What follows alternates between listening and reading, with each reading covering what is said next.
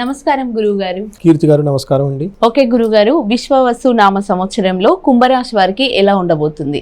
మనం ఇందాకనే చెప్పుకున్నామండి, విశ్వవసు నామ సంవత్సరం పేరుకి తగ్గ విధంగానే అన్ని రాశుల వారికి చాలా బాగుందండి. పోయినేటితో కంపేర్ చేసి ఈ రాశుల వారికి ఈవెన్ అష్టమ శని తర్వాత ఏళ్ళనాటి ఎవరికున్నా కానీ బేస్ లైన్ లో చాలా బాగుందని చెప్పుకోవాలన్నమాట. అట్లానే కుంభరాశి వారికి కూడా చాలా బాగుందండి. వీళ్ళకి ఏళ్ళనాటి శని నడుస్తున్నా చాలా ఇంప్రూవ్మెంట్ అయితే రాబోతూ ఉందండి. కమింగ్ వచ్చే 2.5 years లో చాలా బాగుంది. మనం చూద్దాం. ఫస్ట్ కుంభరాశి అనగానే ఇందులో ధనిష్ట 3-4 పాదాలు, శతభిషం 1-2-3-4 పాదాలు, పూర్వభద్ర 1-2-3 పాదాలు అంతా మనకి కుంభరాశిలో వస్తారు. మనం కనుక ఆదాయం వ్యయము కందాయ ఫలాలు కనుక చెప్పుకుంటే ఇందులో ఆదాయం 11, వ్యయం 8 ఉంటుందండి. ఓకే, బాగుంది. ఆదాయం బాగుంది. అలానే రాజ్య పూజ్యము 7, అవమానం 4. ఓకే, ఇది కూడా బాగుంది. సో మనకేమంటే కుంభరాశి వాళ్ళు లాస్ట్ ఇయర్ కంపేర్ చేస్తే ఈ సంవత్సరం చాలా బాగుందని మనం చెప్పుకోవాలి. మన గ్రహ స్థితిని కనుక చూస్తే వీళ్ళకి శని మీనరాశిలో 29వ తారీఖు మార్చి నుంచి అండి, గురువు వచ్చేటప్పటికి 14వ తారీఖు మిథున రాశిలో, రాహు కేతువులు వచ్చేటప్పటికి మే 18న వీళ్ళు మూవ్ అవుతూ ఉన్నారండి. ఈ మే 18న రాహు కేతువులు వచ్చేటప్పటికి కుంభరాశిలోకి సింహరాశిలోకి వెళ్తూ ఉన్నారు అనమాట. ఓకే, ఈ యొక్క గ్రహస్థితిని బట్టి మనం చూసుకుంటే మనకి సూక్ష్మ గోచారం లఘు గోచారం అనే కాన్సెప్ట్ లో హోల్ ఇయర్ అంతా ఎలా ఉంటుందని సూక్ష్మంగా ముందుగానే సింపుల్ గా మన మహర్షులు చెప్తారు సంస్కృతంలో. ఏమనంటే శని 2వ ఇంట్లో, గురు 5వ ఇంట్లో, Rahu first, Ketu 7th house లో ఉండటం వల్ల ఏం చేస్తారంటే సుఖ అర్ధ విహితం, పుత్ర ధన ఆప్తి, హాని వాదం అని చెప్తారు. అంటే శని వల్ల వీళ్ళకి ఏమవుతుందంటేనండి ఎక్కువగా సంపదలు, ఎక్కువగా సంతోషం అయితే ఉండదు అని చెప్తారు. అంతేకాకుండా ధనం వచ్చే ఆదాయం ఎక్కువగా ఉంటుంది, పుత్రులతోటి చాలా చక్కగా ఉంటారు. అయితే ఫస్ట్ ఇంట్లో రాహు ఉండటం వల్ల, 7th house కేతు ఉండటం వల్ల కొంచెం హెల్త్ కాంప్లికేషన్స్, వేరే వాళ్ళతో గొడవలు అయ్యే అవకాశం ఎక్కువగా ఉంటుంది.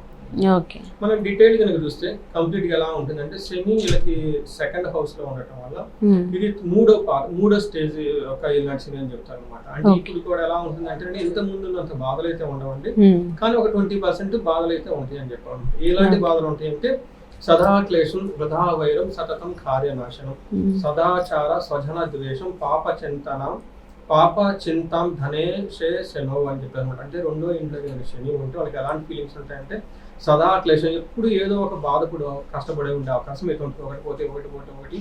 ఇంకోటి ఎప్పుడు కష్టపడుతూ ఉండాలండి. వర్క్ లగ్జరీ కూర్చుంటే ఇలా కాదనమాట. అలా కాకుండా వృధా వైరం, ఏమి గొడవ ఉండదండి, ఏమి రీజన్ ఉండదు, వృధాగా గొడవ పడుతూ ఉంటాం. అందుకని చాలా క్లవర్ గా ఉండాలి. వీళ్ళు వృధాగా గొడవ పెట్టుకోకూడదు. వేరే వాళ్ళు పెట్టుకుంటారని కొంచెం గమనించుకొని అక్కడ నుంచి వెళ్ళిపోవడం ఇది చాలా కదండి. వృధా వైరం, గొడవ పట్టడానికి ఒక రీజన్ ఉంటే ఓకే, రీజన్ ఏమి ఉండదు, ఒక గొడవ పెడుతూ ఉంటారు. తర్వాత ఏమంటారు సతతం కార్యనాశనం, వీళ్ళు కనుక ఏదైనా పని చేస్తే ఆ పని ఏ పనికైతే ఉద్దేశం తలపెట్టారో అది వీళ్ళకి రాదండి. అది కూడా ఒక మైనస్ పాయింట్ చెప్పారు. అంతేకాకుండా సంచార ఏమని చెప్తారంటే మనుషులతో విరోధం, పాప చింతనము, ఎప్పుడు అటు ఇటు తిరిగే అవకాశం ఎక్కువగా ఉంటుంది. ద్వేషం, పాప చింతనం, ఏదో ఒక చెడ్డ పని చేయాలన్న ఆలోచన కూడా ఎక్కువ వచ్చేస్తుంది. ఎంత కష్టపడినా రావట్లేదు, ఏదో స్మార్ట్ వర్క్ చేసేద్దాం, ఎవరు చూస్తున్నారులే ఏంటి అని ఈ ఆలోచన కూడా ఎక్కువ వచ్చే అవకాశం ఎక్కువగా ఉంటుంది. అయితే 4th house లో దృష్టి ఉండటం వల్ల ట్రావెల్ చేయడంలో కొంచెం యాక్సిడెంట్ అయ్యే అవకాశం ఎక్కువగా ఉంటుంది. ఎడ్యుకేషన్ లో చాలా స్లోగా ఉంటారు. అయితే 11th house లో దృష్టి ఉండటం వల్ల వీళ్ళకి మాక్సిమం కంఫర్ట్స్, ఫుల్ సాటిస్ఫాక్షన్ కూడా ఉంటుంది. 11th house లో శని యొక్క దృష్టి చాలా బాగుంది. అంటే ఇప్పటి వరకు లాస్ట్ 5 years లో చాలా అసంతృప్తితో ఉన్న వీళ్ళు ఇప్పుడు ఏళ్ళనాటి 3వ స్టేజ్ లో రావడంతో వీళ్ళు చేస్తూ పనిలో ఒక సాటిస్ఫాక్షన్ ఉంటుంది, తృప్తి ఉంటుంది అనమాట. ఇంత ముందుతో పోలిస్తే కొంచెం చాలా బాగుంటున్నాం కదా, ఒక చిన్న చిన్న ఉంటే ఉన్నాయి, బట్ ఓవరాల్ గా బాగుంది కదా అని ఒక సాటిస్ఫాక్షన్ అయితే చాలా ఎక్కువ ఉంటుంది. అయితే 5th house లో గురువు ఉండటం వల్ల ఇది చాలా చాలా చాలా మంచి పొజిషన్ అండి. మన శని కూడాను కొన్ని విషయాల్లో మంచిగా చేస్తూ ఉన్నారు, కొంచెం ఇబ్బంది పెడుతూ ఉన్నారు. కానీ అయితే ఇప్పుడు వీళ్ళకి గురువు రావటంతో, గురువు 5th house లో ఉండి 1st house 9th house దృష్టి చూడటంతో 100% గురువు వీళ్ళకి చాలా స్ట్రాంగ్ గా ఉండి మంచి సపోర్ట్ ఇస్తారు. ఇది కూడా మే నుంచి కుంభరాశి వాళ్ళకి కొత్త ఆపర్చునిటీస్ రావడం, కొత్త ప్రమోషన్స్ రావడం, కొత్త వాళ్ళతో పరిచయాలు అవ్వటం, కొత్త ప్లేస్కి వెళ్ళటము, ఓవరాల్ గా చూస్తే చాలా బాగుంటుంది.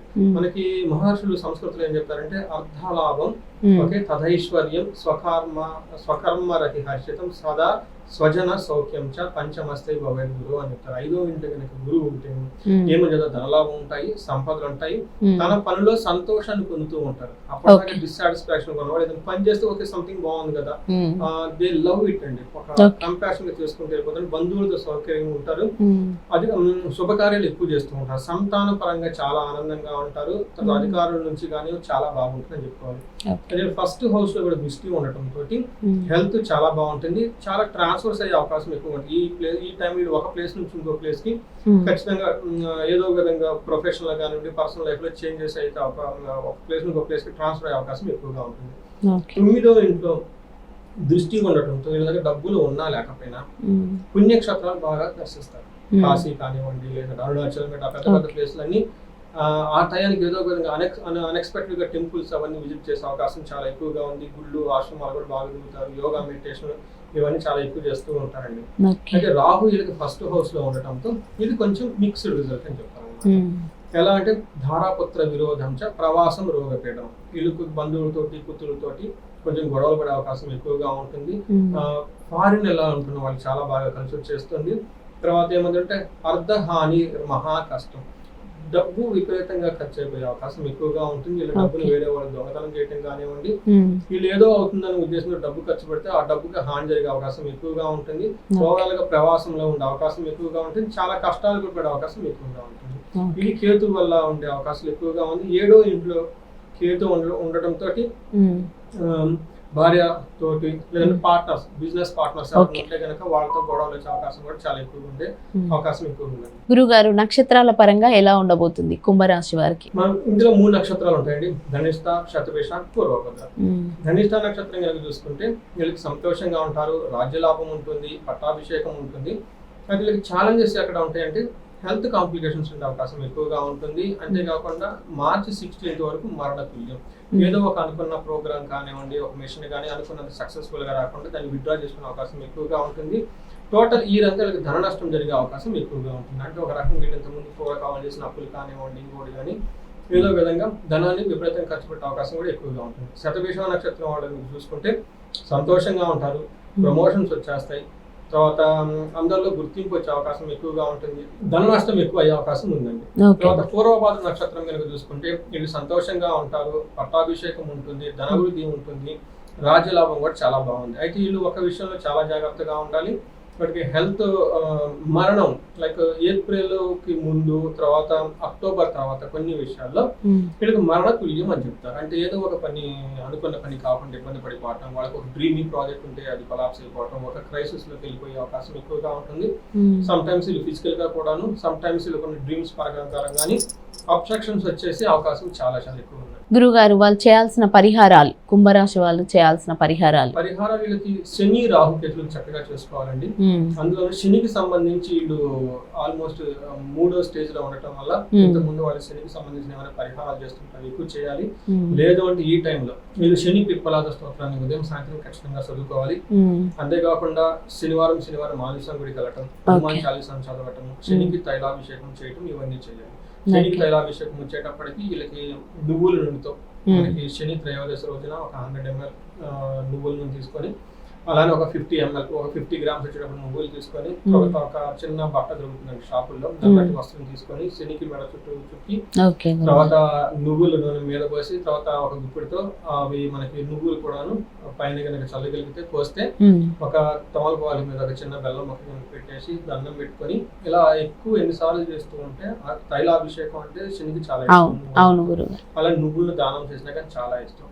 అంతేకాకుండా వీళ్ళు బాగా ఓల్డ్ పీపుల్ కి చాలా సేవ చేయాలండి. వాళ్ళలో అలా వెళ్ళిపోయి వాలంటరీగా స్వచ్ఛందంగా అనాథలైన వృద్ధులు కానీ అలా సేవ చేస్తూ ఉంటే ఈ శని పెట్టే బాధల నుంచి చాలా ఉపశమనం అయితే వచ్చేస్తూ ఉంటుందండి. అయితే రాహుకేతులు కూడా వీళ్ళు చాలా చక్కగా పరిహారాలు చేసుకొని, పర్టికులర్ రాహుకి వచ్చేటప్పటికి దుర్గాదేవిని పూజించాలి. తర్వాత దుర్గాదేవికి సప్తశ్లోకైన శ్లోకాన్ని చదువుకోవాలి. వీళ్ళు ఈ రాశి వాళ్ళు శ్రీశైలం కనుక వెళ్ళి అక్కడ మనకి స్పర్శలింగ దర్శనము, తర్వాత అది అయిపోయిన వెంటనే మనకి చండీ హోమం కూడా చేస్తూ ఉంటారు. ఈ 2 కనుక చేయించుకోగలిగితే శని పెట్టే బాధల నుంచి చాలా వరకు ఉపశమనం వస్తుంది. అంతేకాకుండా వీళ్ళు అమావాస్యకి లేదు అంటే మాస శివరాత్రికి మీకు ఏకాదశి రుద్రాభిషేకం కనుక చేయించుకుంటే చాలా బాగుంటుంది. ఓకే గురుగారు, కుంభరాశి ఫలితాలు, వాళ్ళు చేయాల్సిన పరిహారాలు చాలా చక్కగా వివరించినందుకు ధన్యవాదాలు గురుగారు.